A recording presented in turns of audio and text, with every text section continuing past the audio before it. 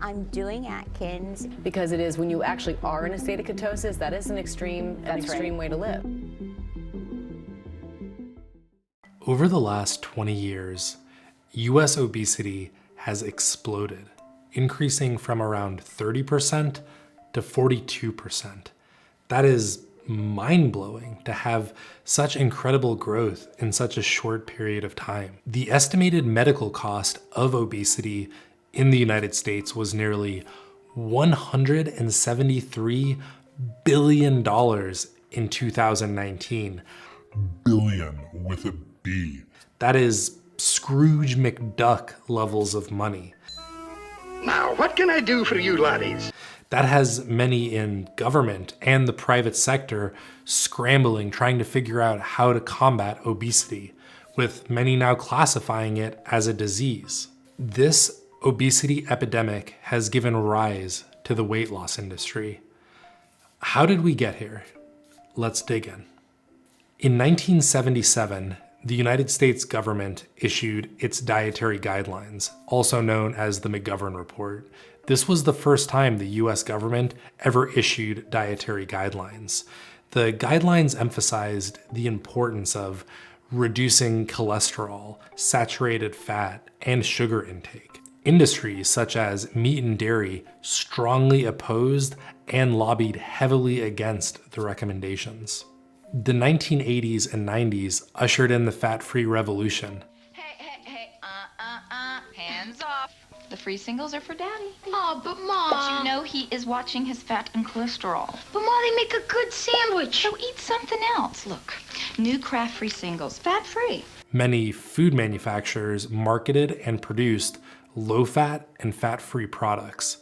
The fat-free movement was driven by concerns over rising rates of heart disease and other health problems believed to be related to high levels of dietary fat consumption. One of the unintended consequences of the fat-free revolution was an increase in added sugars and other carbohydrates, which contribute towards health problems such as obesity and type 2 diabetes. In researching this video, something I found interesting is there is no daily recommendation for sugar intake on food labels. Look at this. This food label shows intake recommendations for many macronutrients, fat, carbohydrates. There is no daily recommendation for sugar. Fortunately, there is a daily recommendation for added sugar, which is great, but nothing for sugar intake. In a world with exploding rates of obesity and type 2 diabetes, this seems odd. There was an obesity study claiming that soft drinks have nothing to do with obesity. The study claimed that soda could be a part of an active lifestyle. Coca-Cola was one of the funding sources of that study. Coca-Cola quietly was funding research to persuade people to focus on exercise, not calorie intake or reduced sugar consumption. Another odd relationship is the American Academy of Family Physicians launched a consumer alliance with Coca-Cola. What the f***? The food industry and government clearly have an indulgent relationship. That relationship has had unfortunate consequences, such as demonizing fat, increased sugar consumption, fast food in public schools, and in part, the obesity epidemic. Disclaimer, I am not a physician. In fact, I have struggled with my weight for the last few years due to an unhealthy diet, a sedentary lifestyle, and my relationship with sugary drinks. I don't blame big food companies or the government for my poor nutrition decisions. I made unhealthy choices every day. While the obesity epidemic is a big problem, it has created a big commercial industry, the weight loss industry. Let's go back to the beginning of the 20th century and look at some popular strategies people used for weight loss. In the early 1900s, the chew and spit diet was popular. It promoted chewing food until all nutrition was extracted and then spitting out what was left. Another weight loss trend in the early 1900s was eating tapeworms. Seeing as they can grow to 30 feet in length, this is gross and unsafe and would eventually be banned by the FDA. In the 1920s, tobacco companies advertised cigarettes as a way for women to stay lean, with some marketing slogans that Don Draper himself would be proud of. In the 1940s, some doctors believed that smoking during pregnancy could have beneficial effects, such as reducing excessive weight gain. However, as research on the harmful effects of smoking began to accumulate in the 1960s, medical advice on smoking during pregnancy began to shift. In the 1950s, there was reducing chewing gum. The gum contained an appetite suppressant called PPA. Some have claimed that the gum also contained a laxative. The active ingredient in the gum, PPA, was later found unsafe and linked to an increase in health problems. The FDA issued a warning about PPA in 2000, with many products containing PPA being removed from the market. In the 1960s, the still popular Weight Watchers was introduced. For the fiscal year of 2021, Weight Watchers had $1.2 billion in revenue.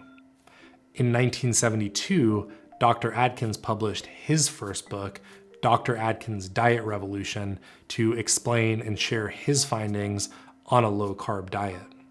Okay, this next one is kind of ridiculous, especially in hindsight, but in the 1980s, another popular appetite suppressant with the unfortunate name Ayds was popular until the global AIDS epidemic came along.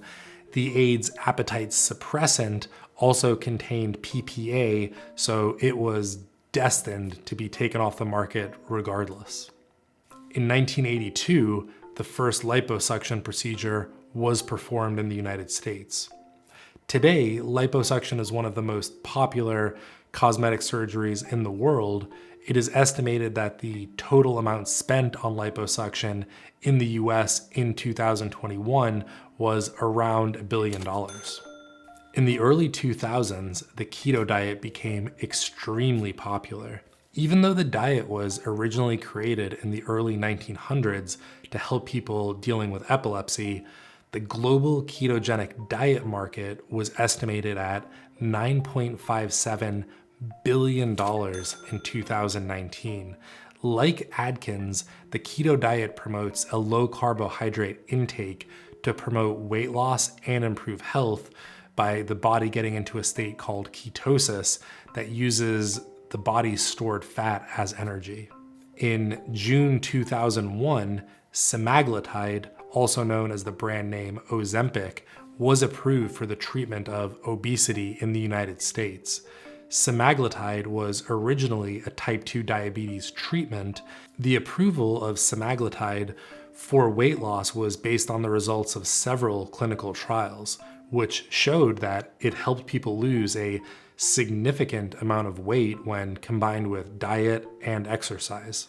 Semaglutide is believed to help people lose weight by acting on the appetite centers in the brain and reducing feelings of hunger and food cravings.